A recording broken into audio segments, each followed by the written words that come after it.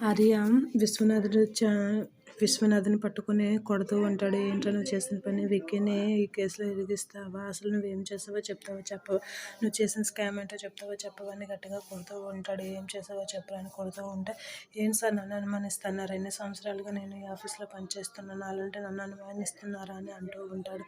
దానికి పద్దు, లేగు బాబు గారు మీరు వెళ్ళండి బయటికి, నేను ఇరుగుతో ఎలా నిజం చెప్పాలో అలా చెప్పిస్తానని చెప్పి పద్దు వాడికి వార్నింగ్ ఇస్తూ ఉంటుంది. ఎందుకు నువ్వు ఇలాంటి పని చేస్తావు చెప్తావా చెప్పవు, ఏ చేసావు చెప్తావా చెప్పు, మా సార్ని కేసులో ఎందుకు ఇరికించావు అని అడుగుతూ ఉంటుంది. ఆయన చెప్పకపోతే సార్ నువ్వు ఇలా ఎందుకు చెప్తావు, నీతో ఎలా చెప్పించాలో అలాగే చెప్పిస్తానని చెప్పి కారం పొడి తెస్తుంది.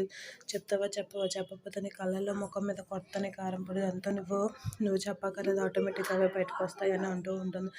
దానికి విశ్వనాథ్ భయపడి నిజంగా మేడం నేనేం చేయలేదు, నేనేం ఇది చేయలేదు అని అంటూ ఉంటాడు. అయినా కారం పొడి కొడతాను చెప్తావా చెప్పమని ముఖం మీద కారం పొడి కొట్టేసి సీటు కాడేసి కట్టేసి బెదిరిస్తూ ఉంటుంది. దానికి నిజం ఒప్పుకొని పోలీస్ స్టేషన్ దగ్గర లొంగిపోతాడు. అక్కడ మురళి తప్పుందా లేదా అనేది బయటపడతాడో లేదో ఈరోజు ఎపిసోడ్లో చూద్దాం.